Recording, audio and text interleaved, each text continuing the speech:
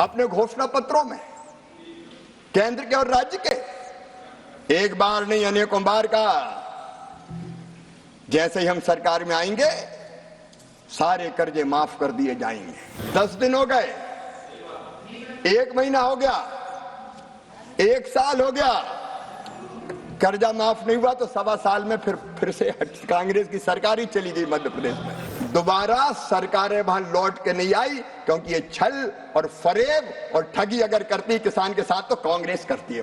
माननीय सभापति जी, क्रेडिट की, कर्ज की बात हो रही थी।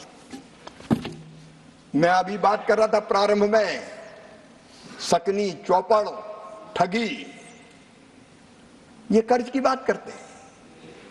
अपने घोषणा पत्रों में केंद्र के और राज्य के एक बार नहीं अनेकों बार कहा, जैसे ही हम सरकार में आएंगे सारे कर्जे माफ कर दिए जाएंगे। मध्य प्रदेश, छत्तीसगढ़, राजस्थान, इनके नेता गए थे, सभाओं में गिनती गिनते थे, 2 लाख तक के कर्जे माफ 10 दिन के अंदर, और बोलते थे 1 2 3 4 5 6 7 8 9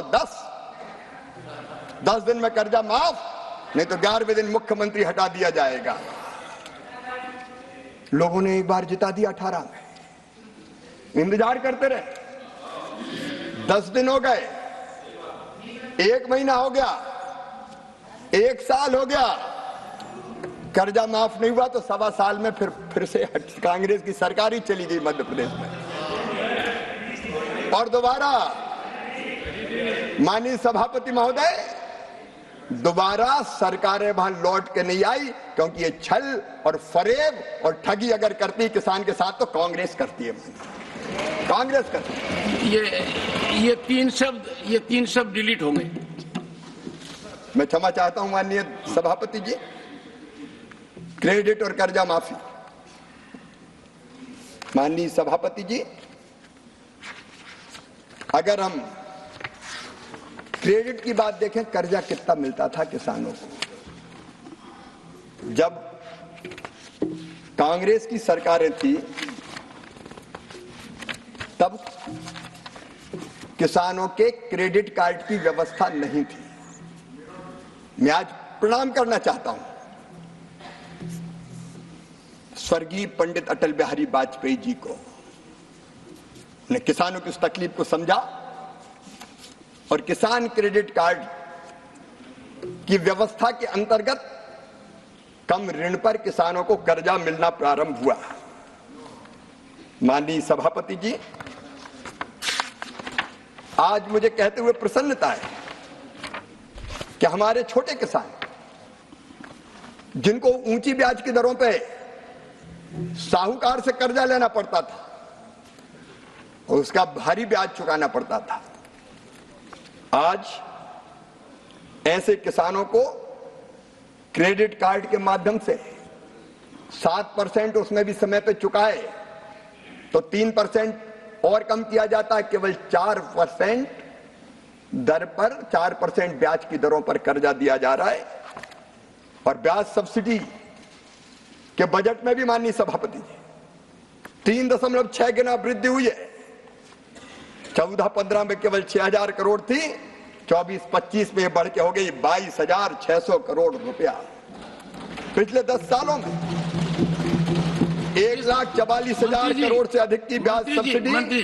this amount is interest subsidy. Interest subsidy.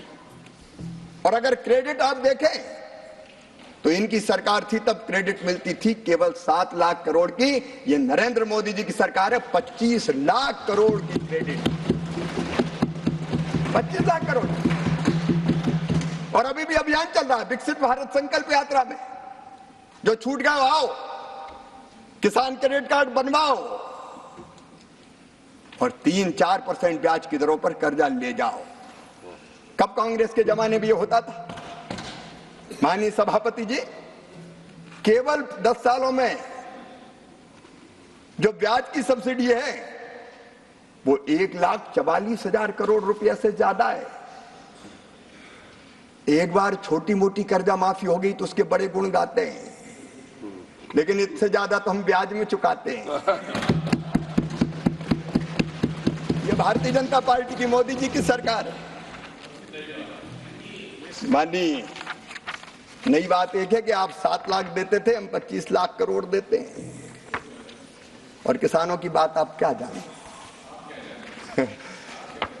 माननीय, फसल बीमा योजना, सभापति जी, कभी भी कांग्रेस ने फसल बीमा योजना पर ध्यान नहीं दिया। मैं जब सांसद था पहले, किसान की फसलें खराब हो जाती थी, हम गेहूं के खराब फसल के पूले तत्कालीन मुख्यमंत्री जी के पास ले जाते थे और उम्मीद करते थे कुछ राहत मिलेगी।